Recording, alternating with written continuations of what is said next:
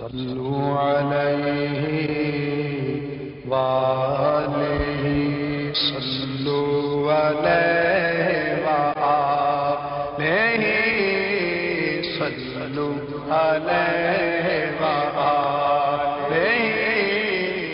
حضرت سیدنا امام سفیان بن عیینہ رحمت اللہ تعالی علیہ فرماتے ہیں عند ذکر الصالحین تنزل الرحمہ، یعنی نیک لوگوں کے ذکر کے وقت رحمت الہی اترتی ہے۔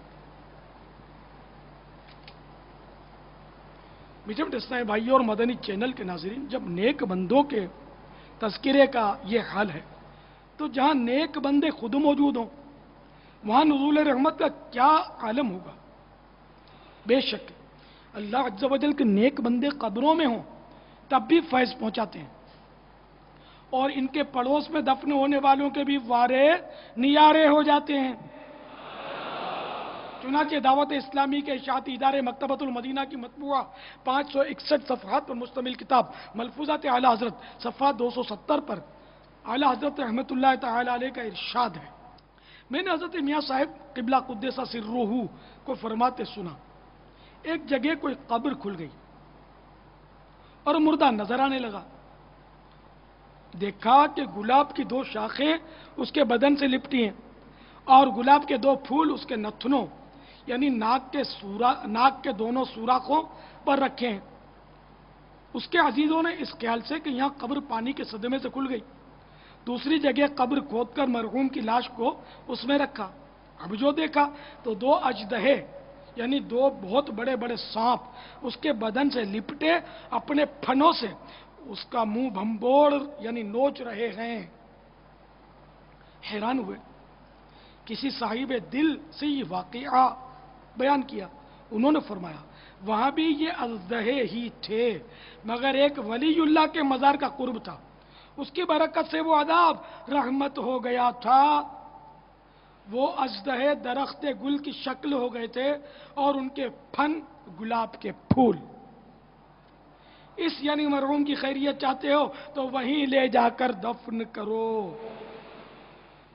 وہیں لے جا کر رکھا، پھر وہی درخت گل تھے اور وہی گلاب کے پھول۔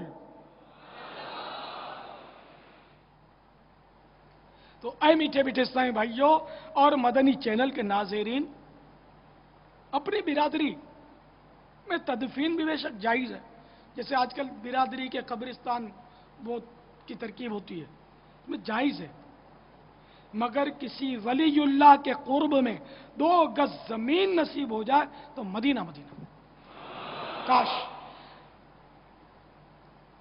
میرے آقا اعلی حضرت امام اہل سنت مولانا شاہ امام احمد رضا خان علیہ رحمت الرحمن فرماتے ہیں اپنے مردوں کو بزرگوں کے پاس دفن کرو کہ ان کی برکت کے سبب ان پر عذاب نہیں کیا جاتا۔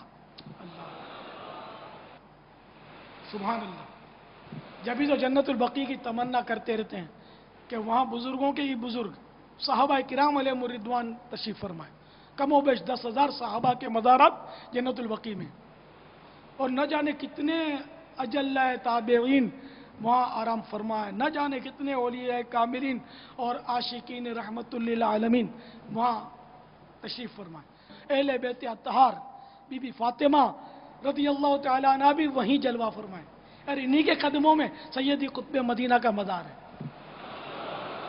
امام مالک جو مدینہ منورہ میں کبھی بھی نالین پاک یعنی جوتے نہیں پہنتے تھے ادباً، ان کا مزار شریف بھی جنت البقیع میں۔ اللہ ایک سے ایک عاشقان رسول وہاں جلوہ فرمائے، کاش ان کے قدموں میں ہمیں جگہ مل جائے، اے کاش، اے کاش، 100 کروڑ کاش، اے کاش، اے کاش، یا اللہ ہمیں جنت البقیع میں 2 گز زمین دے دے، اور رحمت للعالمین صلی اللہ تعالی علیہ وآلہ وسلم کا سبز گنبد بھی وہیں جگمگا رہا ہے۔ کاش کاش کاش، منہ میں پانی آ رہا ہے کہ وہاں تدفین ہو جائے، ایمان سے بیڑا پار ہے، انشاءاللہ انشاءاللہ انشاءاللہ۔ یا اللہ ان عاشقان رسول کے صدقے میں ہماری دعائیں قبول کر لے اور ہمیں جنت البقیع میں 2 گز زمین کی بھیک دے دے، ایمان پر خاتمہ ہو جائے، وہ بھی جلوہ محبوب میں، گنبد خضرا کے سائے میں، اور بس وہاں جنت البقیع میں ہم کو دفن کر دیا جائے۔ کاش کاش کاش کاش کاش کاش کاش کاش کاش کاش آمین بجاہ النبی الامین صلی اللہ تعالی علیہ وآلہ وسلم.